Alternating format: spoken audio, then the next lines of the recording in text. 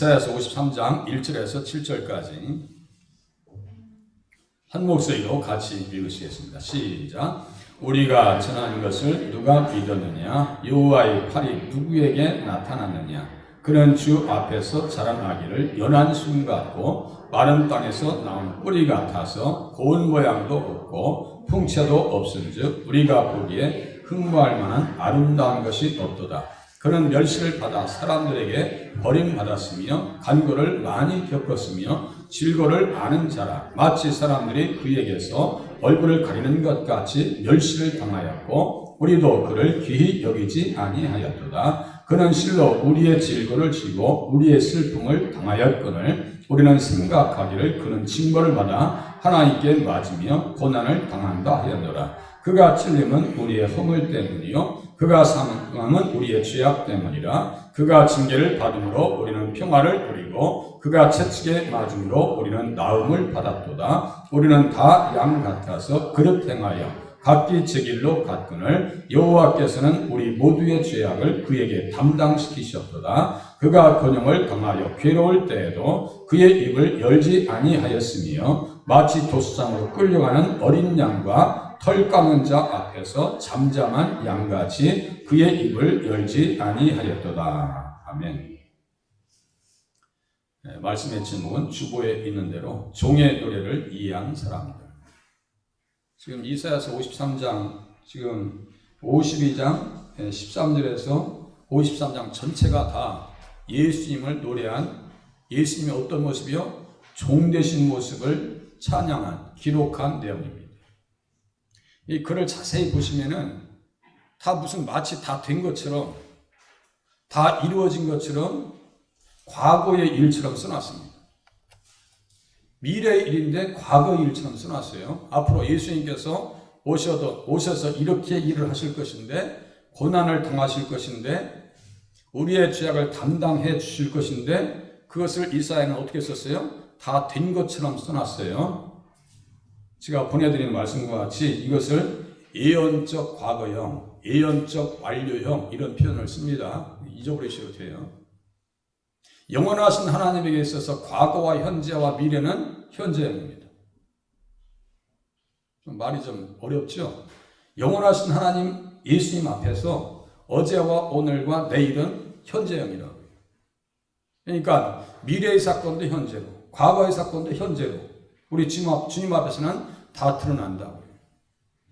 그리고 너무나 확실한 일이기 때문에 이사야는 다 이루어진 것으로 지금 보면서 기록해 놓습니다. 이사야가 예수님의 모습을 다 보고 기록해 놓은 거예요. 될 것을 보고 기록해 놓고 온 것이 아니라 다 봤어요. 물론 될 것이죠. 그렇지만 이사야 선지자 입장에서는 그것이 반드시 되어진다라고 하는 뜻에서 다 된 것으로 써놨다고요. 과거형으로 써놨어요. 그것을 이해하실 수 있기를 바랍니다. 물론 어렵죠. 그래서 종의 노래를 이해한 사람들 해가지고 서론을 잡아봤습니다. 이사야가 전한 종의 노래를 이해한 구약과 신약의 지도자들이 그 내용을 기록으로 남겼습니다. 다 기록으로 남겨요. 또 예수님께서 친히 당신께서 이 말씀을 인용하십니다. 인자에 대하여 기록했다. 인자에 대하여 기록했다. 인자는 바로 예수님께서 말씀하실 때 인자는 예수님 당신을 얘기합니다. 사람의 아들로 오셨다 이거예요. 또 예수님과 친인척 관계에 있었던 사도 요한은 그의 품에 안겨 숨소리마저 들었던 사람입니다. 이종 사촌 관계이기 때문에 어려서부터 예수님을 잘 알았습니다. 예수님 품에 의지하여 있을 정도로 예수님과 가까운 사이였다. 만찬석 자리에서 예수의 품에 의지하여 주님을 파는 자가 누구오니까 이렇게 썼어요. 그게 바로 사도 요한입니다. 또 십자가 현장에서 구원의 역사가 완성되는 것을 다른 사도들은 다 도망갔지만 사도 요한만큼은 그 자리를 지켜줬고 내가 다 이루었다라고 하시는 그 말씀을 그대로 현장에 있는 말씀을 갖다가 요한복음 19장 30절에 기록해 놨습니다. 이 성경에 다 완성되는 것을 지금 사도 요한은 다 봤다. 주여 우리에게서 들은 말을 누가 믿었으며 주의 팔이 누구에게 나타났나이까. 그런 내용들을 그대로 본문의 말씀을 그대로 옮겨 놓습니다. 또 복음서에 사복음서에는 수많은 병자들이 치료받는 기적들이 본문 말씀에 근거한다라고 기록합니다. 베드로는 나무에 달리신 예수님은 우리의 죄를 담당하여 죽으셨다라고 가르치며 그가 채찍에 맞으심으로 성도들에게는 영원한 치료의 결과가 되었다라고 말합니다. 그러니까 우리가 몸이 아프실 때는 무엇을 생각하시면서 기도하셔야 되냐면 그가 채찍에 맞음에 우리가 나음을 얻었도다. 이 말씀을 어디까지 연결시켜야 한다고 했어요? 천국까지 연결시키지 아니하면 이거 육신으로 풀어버리면요 답을 못 찾습니다.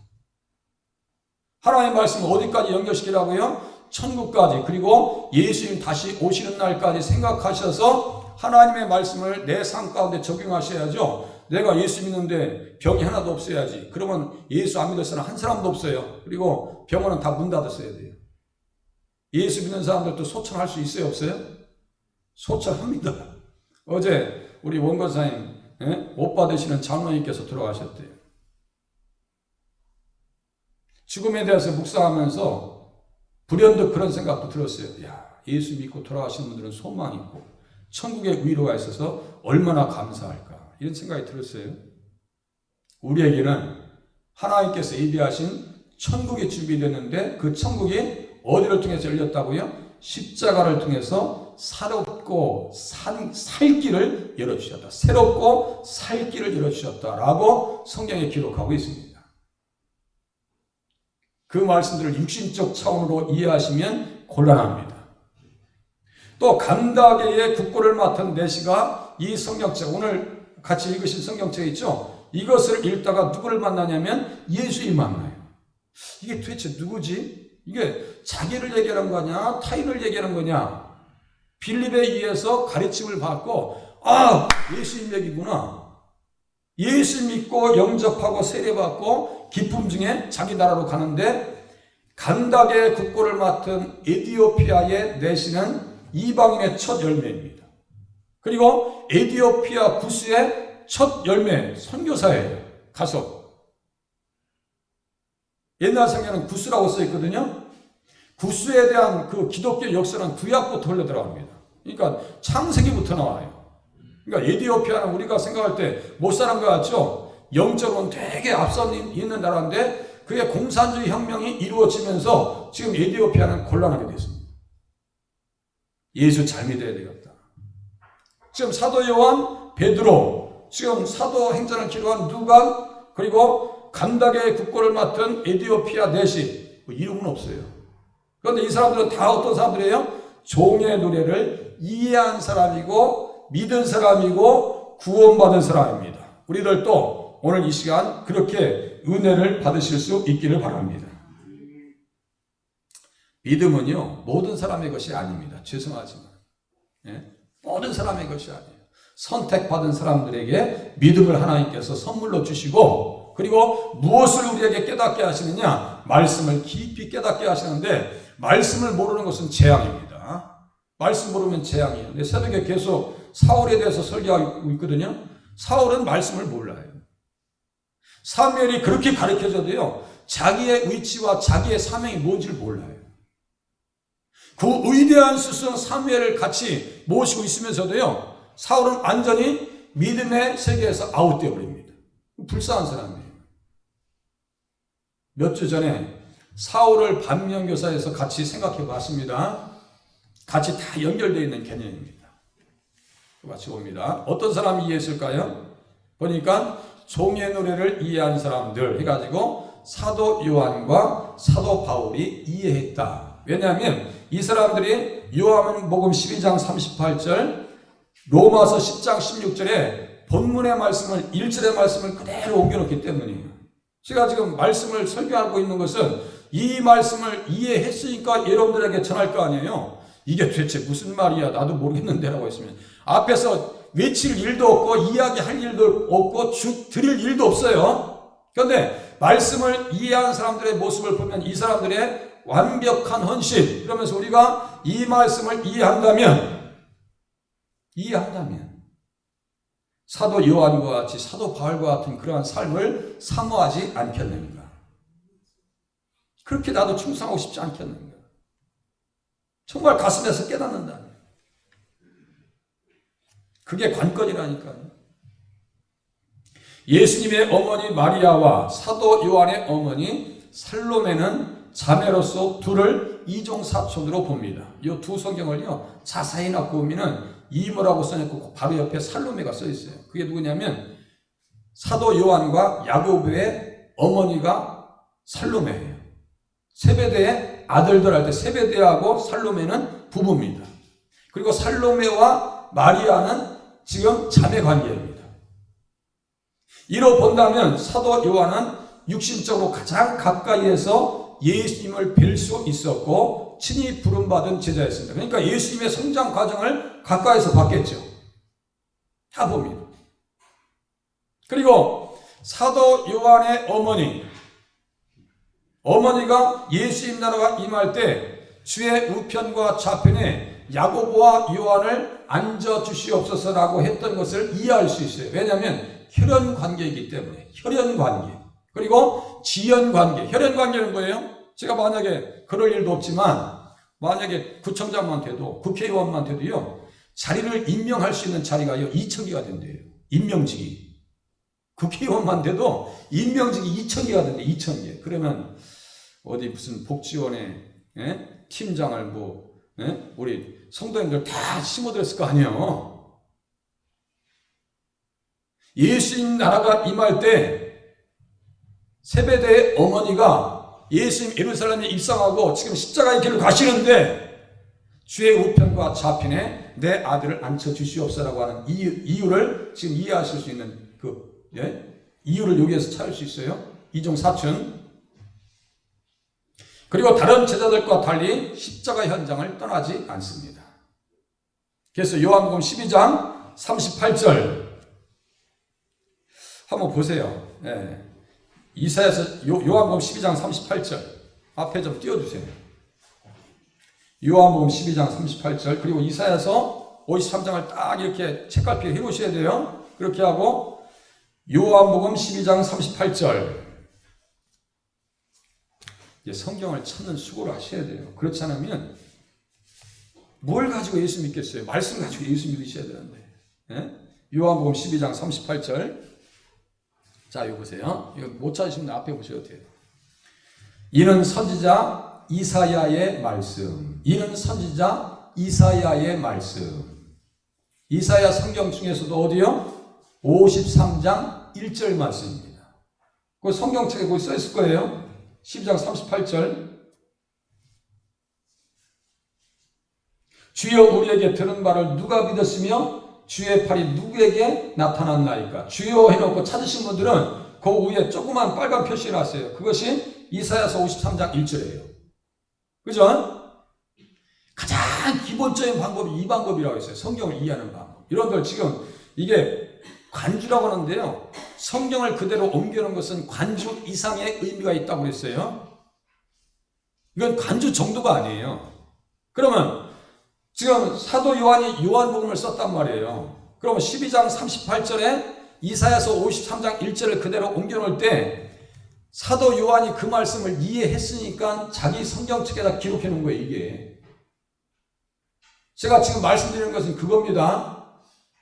이해를 했다는 거예요. 이사야서 53장 1절의 말씀을 이해했다는 거예요. 주여 우리에게 들은 바를 누가 믿었으며 주의 팔이 누구에게 나타났나이까 하였더라. 그래서 우리 주님께서 그 말씀을 이루는 현장을 다 보면서 지금 사도 요한이 그것을 확신하면서 깨달으면서 이 말씀을 기록하고 있는 거예요. 왜 믿지 않는가? 왜? 이 사람들이 왜 믿지 않는가? 안타까운 심정 가지고 사도 요한이 이 본문을 기록하고 있는 거예요. 요한복음 12장 38절을 그리고 이사야서 53장 1절 말씀을 누가 믿었느냐? 누가 믿었느냐? 이사야가 증거한 예수님께서 많은 표적을 행하셨음에도 불구하고 믿지 못하는 안타까운 심정을 이 본문에다 기록해 놓는다고. 요한복음 12장 38절에다가. 왜 유대인들은 안 믿을까? 사도 바울도 똑같아요. 이사야서 53장 1절의 말씀을 통해서 유대인들의 불신에 대해서 책망합니다. 이 로마서 10장 16절도 띄워주세요. 로마서 10장 16절. 정말 말씀을요, 깊이 공부하면서 이해하면서 깨달으면서 신앙생활하는 믿음의 공동체들은요 다 찾아옵니다. 베레아 성도들이 그랬어요. 무조건 아멘이 아니라고요. 자, 로마서 10장 16절. 로마서 10장 16절. 네, 보세요. 로마서 10장 16절. 그러나 그들이 다 복음을 순종하지 아니하였도다. 믿음은 모든 사람들의 것이 아니라니까요. 다 복음을 순종하지 아니하였도다. 이사야가 이르되 주여 우리가 전한 것을 누가 믿었나이까? 아무나 믿는 게 아니라는 얘기예요. 그리고 믿음은 어떻게 해서 성성되느냐? 10장 17절 여기 같이 읽겠습니다. 앞에 보시면서 다 같이 읽겠습니다. 시작. 그러므로 믿음은 들음에서 나며 들음은 그리스도의 말씀으로 말미암았느니라. 믿음은 들음에서 난대요. 무엇을 들어야 돼요? 그리스도의 말씀을 듣지 아니하면 믿음이 자랄 일이 없다고요. 자, 피상적으로 그냥 형식적인 믿음은 가능하겠지만 깊이 있고 내용 있고 가슴 울리는, 가슴이 뜨거워지는 믿음은요 아무나 가질 수 있는 것이 아니라는 거예요. 유대인들과 이스라엘 사람들이 믿지 못하는 것에 대한 그 안타까움을 이사야서 53장 1절의 말씀 가지고 사도 요한과 사도 바울이 증거하고 있습니다. 그럼 우리는 어떻게 해야 돼요? 이 말씀을 듣고 예수님을 온전히 믿는 신앙생활을 하면서 승리하실 수 있기를 바랍니다. 예수님 바라보면서 1절 말씀을 가지고 사도 요한과 사도 바울이 그렇게 그 시대의 사람들을 일깨웠다. 믿지 않는 것에 대해서 너무나 안타깝게 생각했다. 또 어떤 사람이 이 이사야서 53장을 이해했나 보세요. 2절부터 3절까지 그는 주 앞에서 그를 그에 대해서 썼어요. 그가 누구예요? 종 되신 예수님. 그는 주 앞에서 자라나기를 연한 순 같고, 연한 순 같대요. 연한 순이라고 하는 것은요 짐승으로 말하면 젖먹이 새끼 이런 뜻입니다. 연한 순 같다. 그래서 세례 요한이 어떤 말씀을 외치냐면 보라 세상 죄를 지고 가는 하나님의 어린 양이로다. 순으로 얘기하면 지금 우리 화단에 보면 그 매화꽃이 연하게 이렇게 나오고 있죠. 꽃망울이 이렇게 조금씩 나오고 있어요. 우리 예수님 어떤 분 같다고요? 어린 양 같으신 분이다. 어린 양으로 오셨다. 희생 제물로 오셨다는 얘기예요. 그는 주 앞에서 자라나기를 연한 순 같고 마른 땅에서 나온 뿌리 같다 그랬어요. 마른 땅에서 나온 뿌리 같다 그랬어요. 이새의 줄기에서 한 싹이 나며 그 뿌리에서 한 가지가 나서 결실할 것이다. 구구절절이요. 예수님에 대해서 얼마나 자세하게 써놨는지 몰라요. 그것을 우리가 이해하지 못했고 그렇게 공부를 해보지 않았을 뿐입니다. 이 말씀을 다윗과 마가가 그대로 인용하면서 증거한다니까요. 다윗도 예수님이 비천한 모습으로 오실 것을 미리 이야기합니다. 다 같아요. 생각이 같고 영이 같고 말이 같고 기록한 말씀들이 같아요. 구약에 있는 말씀들은. 그는 멸시를 받았다. 멸시를 받았다. 사람들에게 버림을 받았다. 간고를 많이 겪었으며 질고를 아는 자라. 마치 사람들이 그에게서 얼굴을 갖는 것 같이 멸시를 당하였고 우리도 그를 귀히 여기지 아니하였도다. 예수 믿으면서요 어떤 분들은 대우받으려고 착각하면서 예수 믿는 줄 알아요. 그게 아닙니다. 때로는 멸시받으면서 자존심 상하면서 구겨지면서 그게 믿음이라니까요. 진짜 믿음이에요. 다윗은 마가는 이렇게 써놨죠. 다윗은 마가는 이 말씀의 의미를 전혀 다른 차원으로 다윗은 또 이해합니다. 다른 차원으로 기록해놨어요. 시편 22장 6절 또 한번 띄워보세요. 시편 22장 6절 찾기 힘드시면 앞에를 보시면 돼요. 예수님이 어떻게 멸시를 당했는가, 어떻게 하나님 사람들에게 버림을 받았는가. 시편 22장 6절. 여기에요 많은 뜻을 가지고 있습니다. 시편 22장 6절 같이 읽겠습니다. 시작. 나는 벌레요 사람이 아니라 사람의 비방거리요 백성의 조롱거리니이다. 나는 누구예요? 예수님이에요. 시편에 나를 가리켜 기록된 모든 것이 이루어져야 하리라. 누가복음 24장 44절. 시편에 나를 가리켜 기록된 모든 것, 이렇게 썼어요. 그러니까 나는 벌레요 사람이 아니라 사람의 비방거리요 백성의 조롱거리니이다 그랬어요. 지금 조롱받고 있죠. 이사야서 53장에 보면. 야 보세요, 저 보세요. 나는 벌레요라고 썼어요. 벌레라고 하는 것은 무엇에 대한 원료냐면요, 진홍색과 빨간색을 만드는 그 원료입니다. 이 벌레가 그런 그거예요. 우리가 생각하는 밖에서 이렇게 보는 그 일반적인 벌레가 아니에요. 이 벌레는 그 성전을 만들 때, 성막을 만들 때 홍색실 있죠. 홍색실의 주 원료가 이 벌레란 말이에요. 제가 다 이 카톡에 날려드렸어요. 네? 이 벌레를 죽여가지고 으깨가지고 빨간색 천을 만든다고요. 빨간색 천을 만듭니다. 그 빨간색은 무엇을 상징해요? 예수님의 피를 상징합니다. 이런 것들이 다 장치가 다 기록되어 있어요. 성경이요 단순한 책이 아닙니다. 예수님의 피의 증거가 구구절절 예수님의 피의 증거가 나온다고. 그래서 루터가 얘기합니다. 구약을 짜 보아라, 짐승의 피가 나올 것이고, 신약을 짜 보아라, 예수님의 피가 나올 것이다.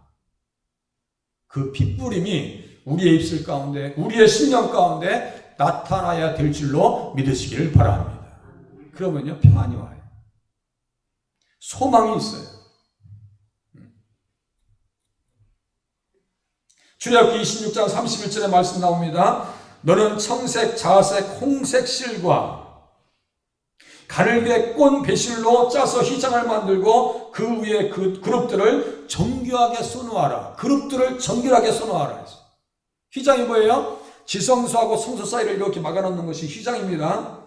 휘장인데 여러분들 또 착각하셔서 휘장이라고 하면 옛날에 교회에 커튼했던 그런 커튼이 아니에요. 이렇게 두껍습니다. 황소 몇 마리가 끓여도 찢어지지 않는 휘장이에요. 거기에 무엇이 들어가 있냐면 홍색 실, 빨간 실이 들어갔다고요. 그리고 거기에 어떤 분양이 있냐면 그룹들이 그룹들이 그려져 있어요. 이렇게 그룹들이 그려져 있습니다.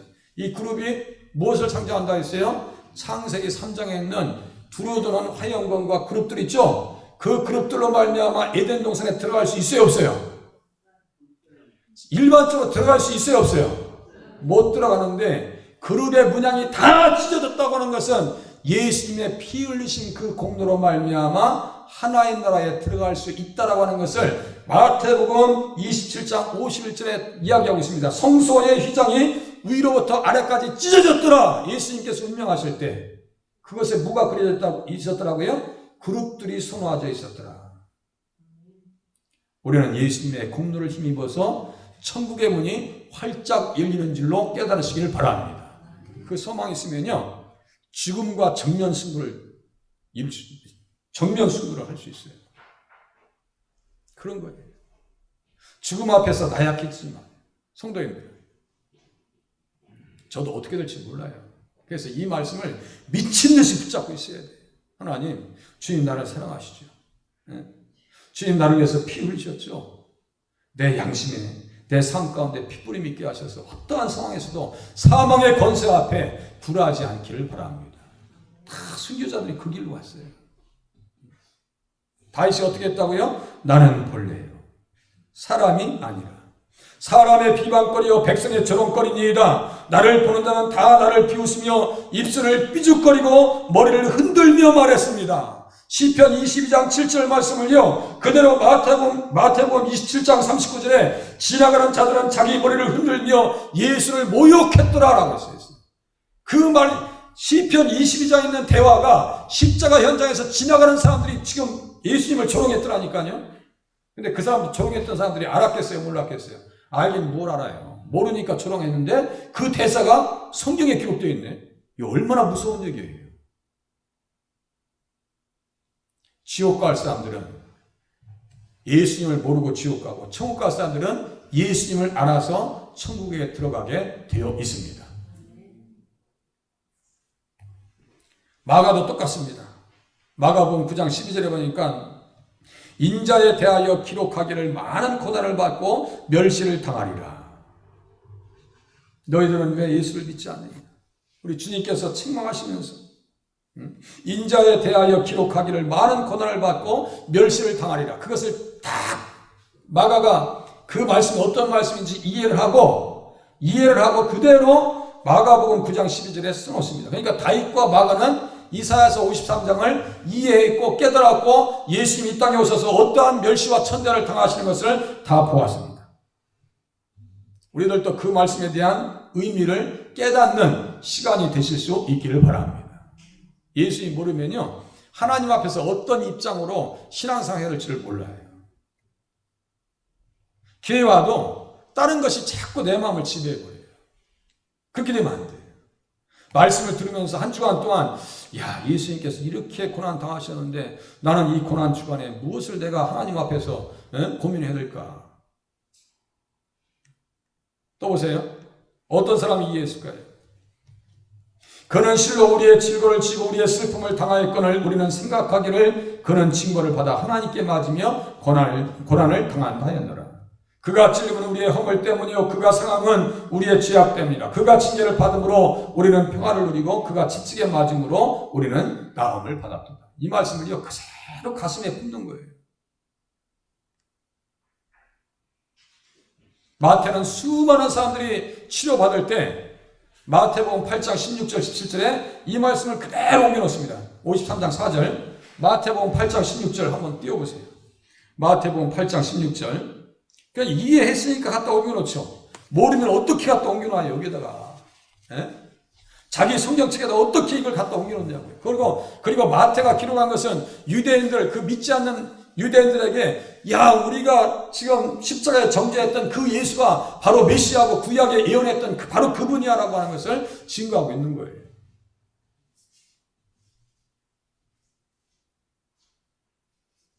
(8장 16절 17절)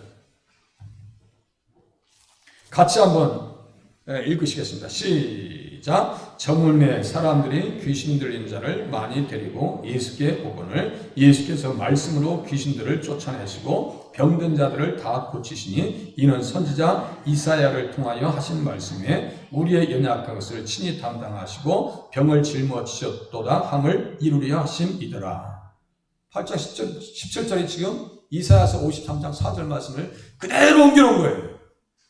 많은 사람들이 치료받는 것을 봅니다. 그것은 하나님 나라의 주인공 되신 예수님께서 그 현장에 있기 때문에 죽음도 무너집니다. 죽은 자도 살아나요. 병자들도 치료받습니다. 귀신 들린 자들도 치료받습니다.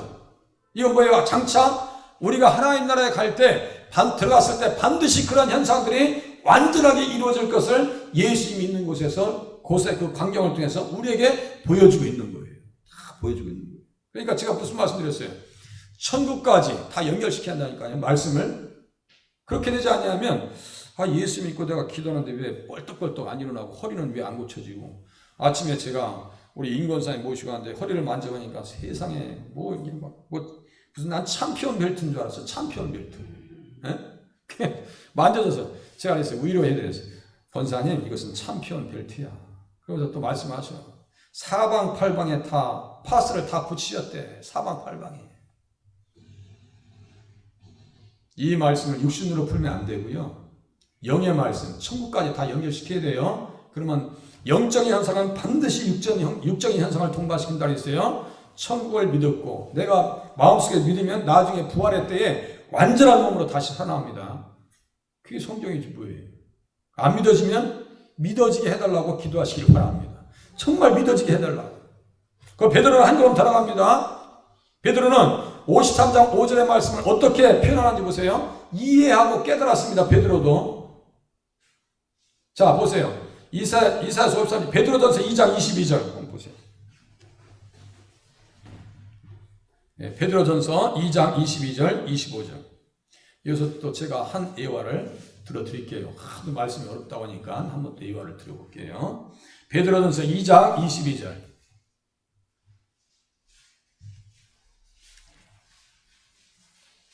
22절에서 25절까지 같이 한번 읽으시겠습니다. 시작. 그는 죄를 범하지 아니하시고 그 입에 거짓도 없으시며 욕을 당하시되 맞대어 욕하지 아니하시고 고난을 당하시되 위협하지 아니하시고 오직 공의로 심판하시는 이에게 부탁하시며 친히 나무에 달려 그 몸으로 우리 죄를 담당하셨으니 이는 우리로 죄에 대하여 죽고 의에 대하여 살게 하려 하심이라. 그가 채찍에 맞음으로 너희는 나음을 얻었나니 너희가 전에는 양과 같이 길을 잃었더니 이제는 너희 영혼의 목자와 감독 되신 이에게 돌아왔느니라. 아멘. 생각할 게 많습니다. 예수님은 죄가 하나도 없어요. 그런데 뭐 때문에 죄인의 모습으로 십자가의 저주의 길로 가셨어요? 우리 때문에. 여기 써있잖아요. 우리 죄를 담당하셨으니 우리로 죄에 대하여 죽고. 우리 때문이죠. 그 우리 속에 내가 들어가요, 안 들어가요? 들어가요. 거기까지 이해되시죠? 그 속에 우리 가운데 내가 들어가요. 고난을 당하실 때, 욕을 당하실 때 맞대어 욕하지 아니하시고 고난을 당하실 때 위협하지 아니하셨다 했어요. 천군 천사가 예수님을 옹이합니다. 그죠? 찬양하죠? 천국에서.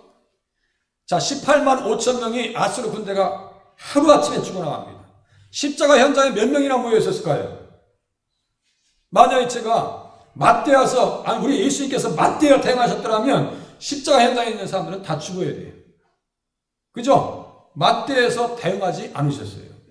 욕을 당하셨지만 욕하지 않으셨어요. 그대로 다 받으셨어요. 누구 때문에? 나 때문에. 나 때문에.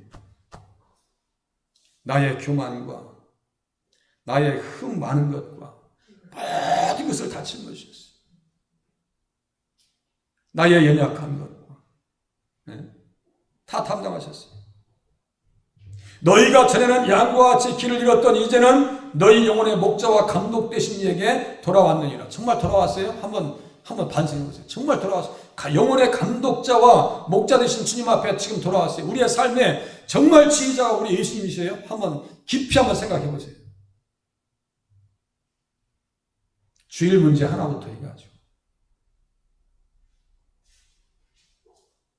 아직도 멀리 있어요. 이 말씀. 그죠? 멀리 있어요.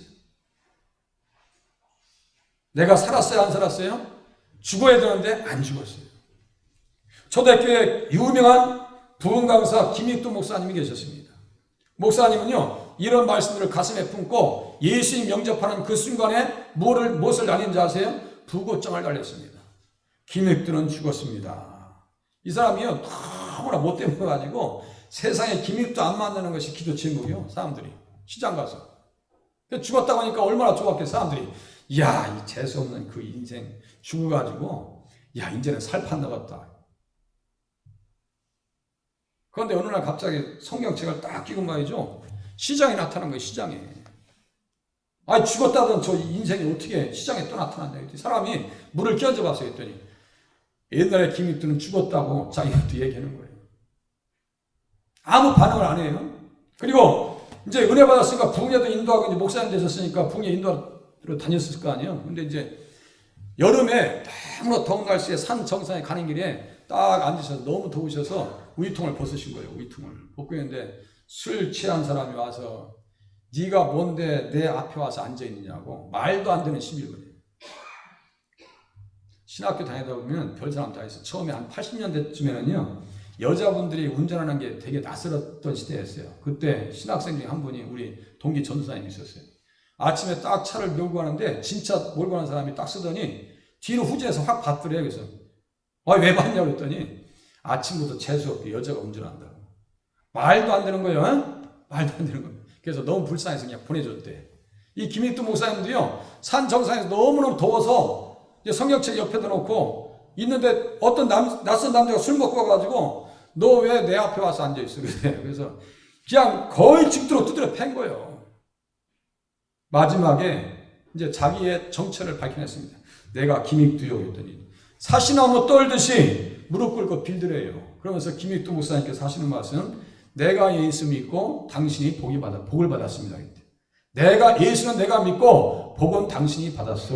그게 무슨 말인지 알겠어요? 죽었다고 하는 것은요, 옛사람의 자아가 드러나지 않는 게 죽은 거예요. 그러고 보면 우리가 죽었어요? 살아있어요? 죄송하죠? 하나님 앞에 하나님 옛사람을 죽여주시옵소서. 십자가를 알게 해주시옵소서. 저도 잘 몰라요. 그런 측면에서 보면 말씀을 이렇게 그냥 그야말로 이렇게 전하고 있죠. 말씀을 전하고 나면 또 이것이 기도 제목입니다. 또 제목입니다. 순간순간 스쳐 지나갑니다. 살아있어요. 그래서 베드로전서 2장 24절, 우리로 죄에 대하여 죽고 의에 대하여 살게 하려 하십니다. 그가 채찍에 맞음으로 너희는 나음을 얻었다. 할렐루야. 죽어야 돼요. 이게 기독교의 난제입니다. 오늘날 성도들의 어려움이 바로 여기에 있습니다. 로마서 6장에 보니까 만일 우리가 그의 죽으심과 같은 모양으로 연합한 자가 되었으면, 정말 연합했다라면 또한 그의 부활과 같은 모양으로 연합한 자도 되리라. 죽어야 살 수 있대요. 죽어야 산대. 우리가 알거니와 우리의 옛사람이에요. 김익도 옛사람 깡패였어요. 우리의 옛사람이 십자가에 못 박힌 것은 죄의 몸이 죽어 다시는 우리가 죄에게 종노릇하지 아니하려 함이니, 만약에 죄의 종노릇 했더라면요, 이 주먹 한 방에 갔어요. 한때는 뭐 김태촌, 조양은이 뭐 예수 믿는다고 순복음교회 다니면서 뭐 집사님, 세상에 보니까요 하나도 안 죽었어. 하나도 안 죽었어. 전화 통화하는 거니까 나 김태촌이 하니까 그냥 분위기가 벌써 쫙 깔았는 거예요. 그 죽은 게 아니에요. 죽어야 부활과 같은 모양으로 연합된다라고 써 있어요. 우리의 옛사람이 예수와 함께 십자가에 못 박힌 것은 죄의 몸이 죽어 다시는 우리가 죄에게 종노릇하지 아니하리 함이니, 이는 죽은 자가 죄에게서 벗어나 의롭다 하심을 얻었습니다. 정말 예수님과 연합되어서 살게 주시옵소서. 또 누가요? 이 말씀을 깨달았느냐? 누가예요? 의사 누가, 사도행전을 기록한 누가, 빌립 집사, 그리고 에디오피아 관리입니다. 우리는 다 양 같아서 그릇 행하여 각기 제 길로 갔거늘 여호와께서는 우리 모두의 죄악을 그에게 담당시키셨도다. 그가 권형을 당하여 괴로울 때에도 그의 입을 열지 아니하였으며 마치 돛상으로 끌려가는 어린 양과 털 까는 자 앞에서 잠잠한 양같이 그의 입을 열지 아니하였도다. 사도행전 8장을 기록합니다. 8장 보세요. 사도행전 8장 30절쯤 띄우세요. 사도행전 8장 32절쯤 띄우세요. 읽는 성경 구절은 이것이니 라고 하면서 사도행전 8장 32절 33절이 바로 6절 7절 말씀이네요. 이건 관주 이상의 의미라고 했어요. 이것을 이해하고 깨달아야 에디오피아 관리처럼 기쁨 얻을 수 있고 예수 믿어서 세례받는다니까요.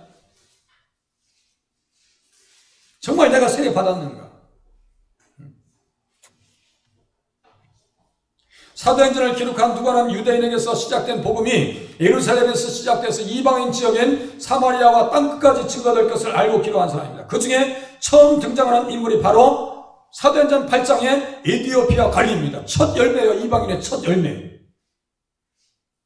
예루살렘에서 예배를 드리고 수레를 몰고 가는 길에서 이사야서 53장을 읽고 있었습니다. 그 본문이 바로 읽는 성경 구절은 이것이니 8장 32절 33절 같이 한번 읽으시겠습니다. 시작. 읽는 성경 구절은 이것이니 일렀을 때 그가 도살자에게로 가는 양과 같이 끌려갔고 털 까는 자 앞에 있는 어린 양이 조용함과 같이 그의 입을 열지 아니하였도다. 그가 고통을 당하였을 때 공정한 재판도 받지 못하였으니 누가 그의 세대를 말하리요? 그의 생명이 땅에서 빼앗김이로다 하였거늘. 그 대시가 얘기합니다. 빌립에게 말합니다.